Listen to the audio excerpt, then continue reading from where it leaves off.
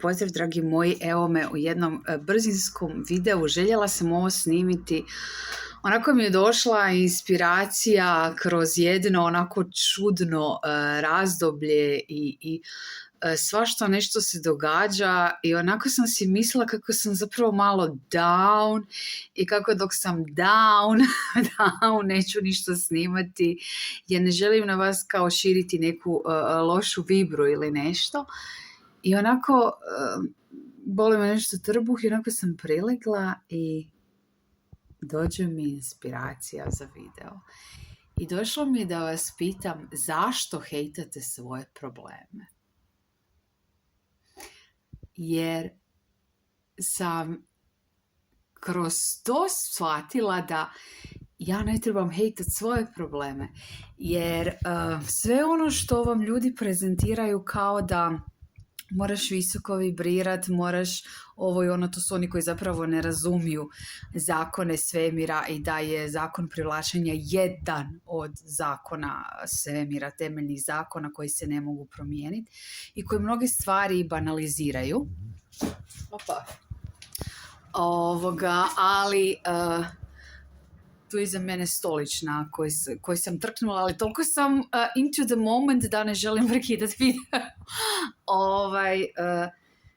Banaliziraju neke stvari zato što se možda nisu susreli sa stvarnim životnim problemima. Znači, ja ne znam da li ste primijetili, ali zadnjih godina eksplodirala je ta industrija duhovnjaka, influencera koji su kao duhovnjaci i koji mnoge probleme s kojima se stvarni ljudi, vi, ja, suočavamo svaki dan, banaliziraju na način da kažu ne vibriraš dovoljno visoko.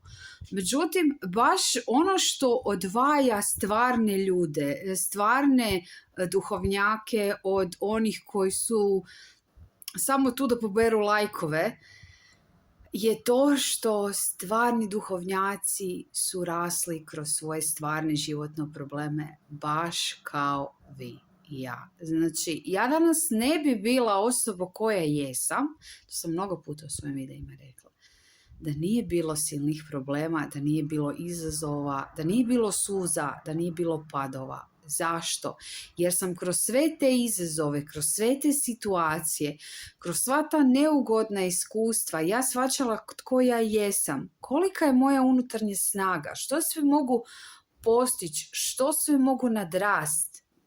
Ok, i mnoge situacije koje su grozne, koje nisu mazanje očiju privilegiranih pojedinaca koji su onako rođeni sa zlatnom žlicom u ustima i koji nisu iskusili siromaštvo, nisu iskusili ići u šupljim tenisicama na nastavu dok vani, ne znam, pljušti kiša, koji nisu nikada oskudijevali zato što su im roditelji ostali bez posla, koji nisu učili ponovno hodati jer su pretrpjeli tešku operaciju i tešku bolest zbog koje su skoro završili invalidi kao što sam prošla ja.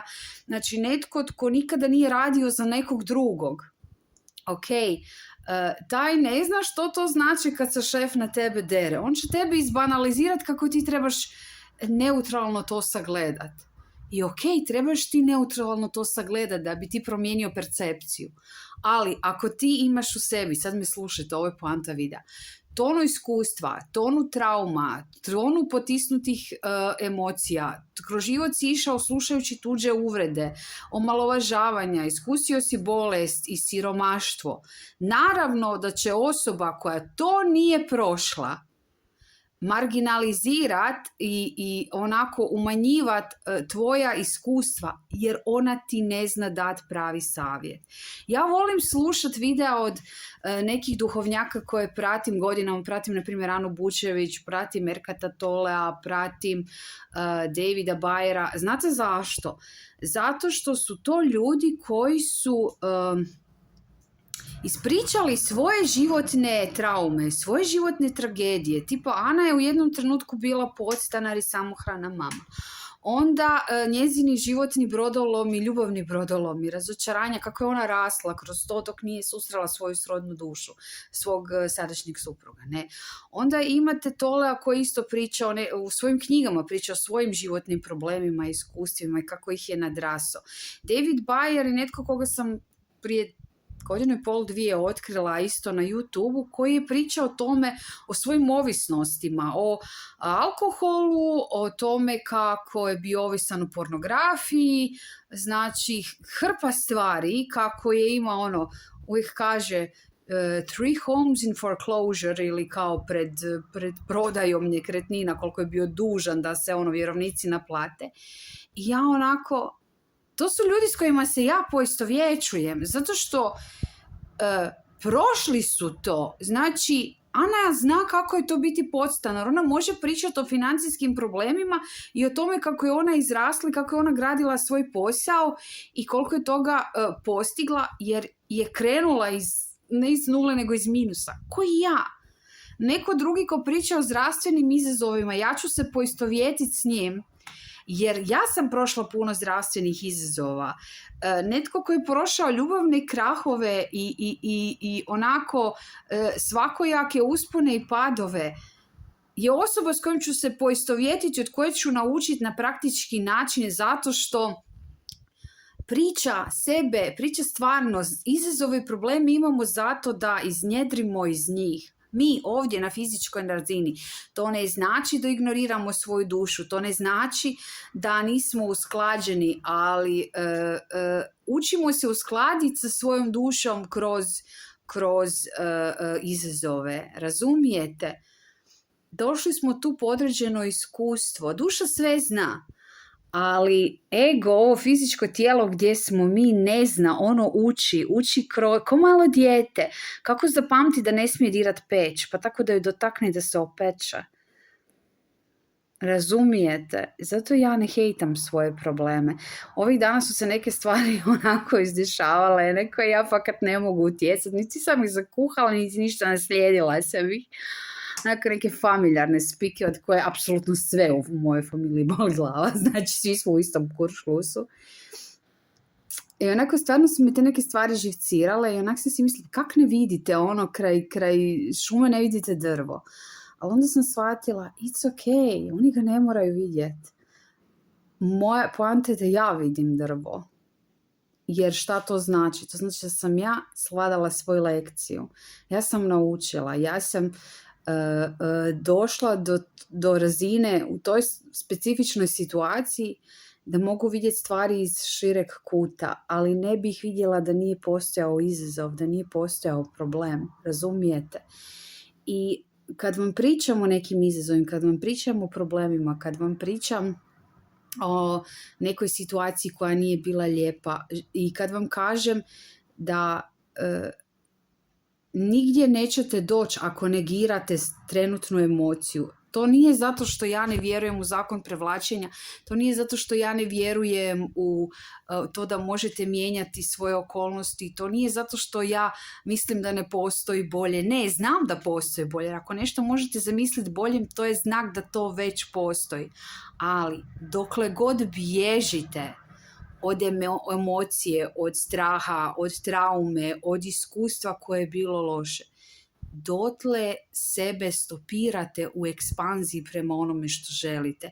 Prvo se mirimo sa sobom. Kako se mirimo sa sobom? Tako da ne guramo ono što smo proživjeli kroz tepih. Moje traume, moja loša ili negativna iskustva su moje blago. One su me izgradile. Zbog njih sam danas osoba koja jesam. Razočaranja, ljudi koji su me povrijedili, riječi koje su mi izgovorili, iskustva sa lošim šefovima, bolesti, neimaština. Pa to mi je dalo ogromno životno iskustvo.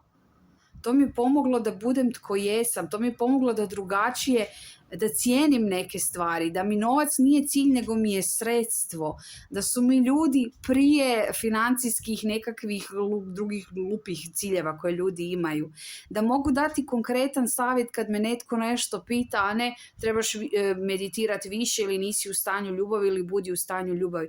Kako ćeš ti biti u stanju ljubavi ako ti bježiš od sebe? Znači, tvoj izazov, tvoj problem, tvoje iskustvo je stvarno.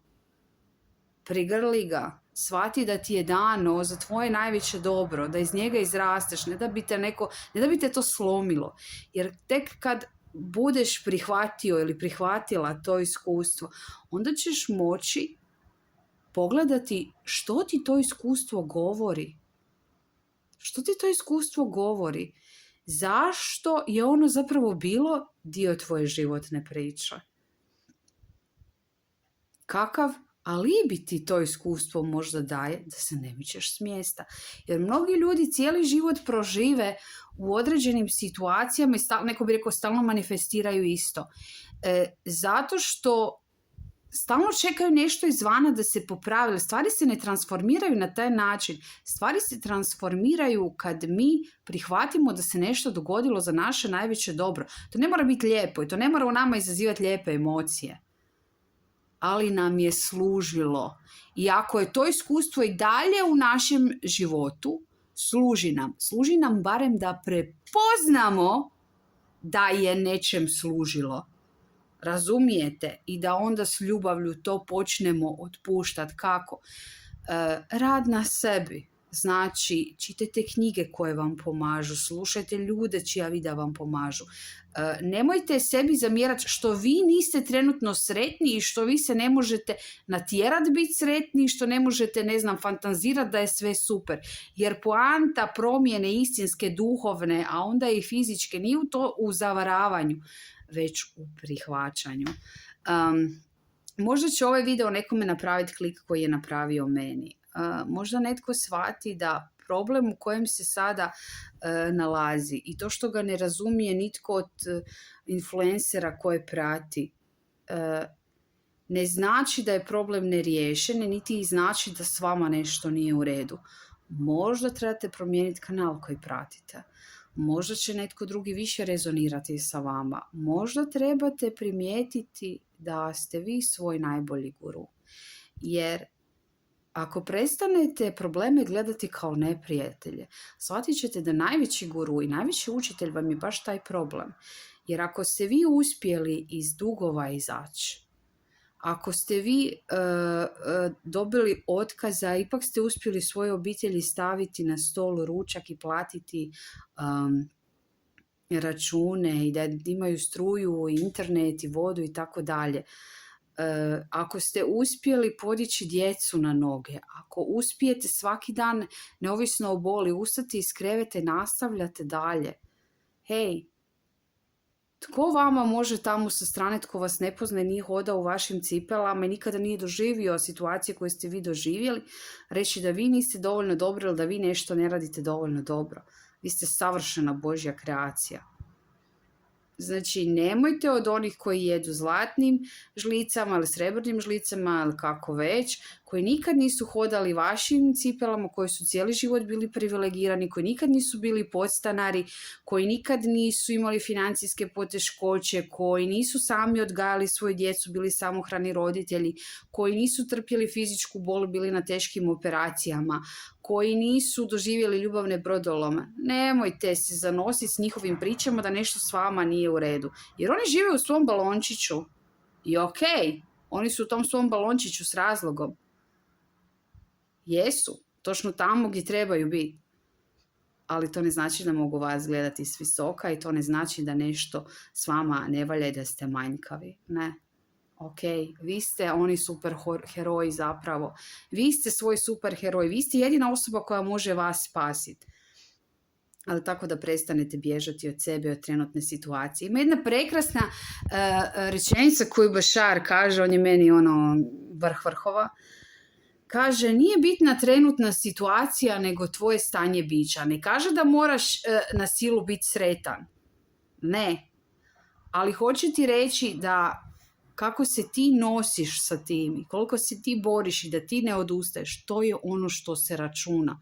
I to je ono što na kraju tebe mijenja. Kad se ti mijenjaš i kad se mijenja tvoja percepcija i kad ti prihvatiš neke stvari, onda se i okolnosti izvana mijenjaju. Ne ide drugačije. Ne dolazi manifestacija tebi, nego si ti manifestacija. Ti promjenom, prihvaćanjem i promjenom pogleda na situaciju i na sebe mijenjaš okolnosti, jer iz sebe, s obzirom da si ti svijest u fizičkom tijelu, puštaš novo rješenje van da se materializira u fizičkoj realnosti. Okay? Eto, ovo je malo čudni, izbrkani, izbrda zdola video na brzinu. Je tu da vam pomogne da shvatite da ste vi svoj superheroj, a ne netko tamo tko, eto, nikad se s ničim realnim nije suočio. I ok, to je izbor njegove duše, ja ne osuđujem, ali to ne znači da s tobom nešto nije u redu, jer ti nisi još na toj razini, ali zapravo ti ćeš vrlo vjerojatno neke stvari promijeniti i doći ćeš tamo gdje želiš biti.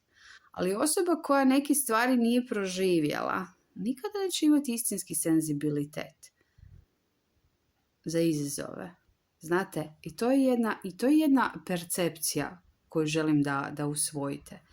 Da istinski senzibilitet za nekoga i za neku situaciju dolazi iz proživljenog iskustva. Ja jako suosjećam s invalidima jer znam kako je to kad ne možeš hodat na vlastitim nogama. Znam kako je trpjeti bol. Znam kako je to kad mi dođu žene sa slomljenim srcem, jer moje se srce slamalo. Na coaching kad mi se povjeravaju.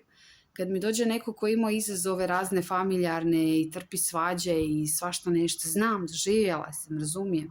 Netko ko živi u oblaku od sapunice ne razumije. Ok, ne razumije, nemojmo ga osuđivati. Ali nemojte da se zbog toga osjećate vi loše, jer vi ste svoj superheroj. To što ste tu je znak da ste pobjednik. Ok?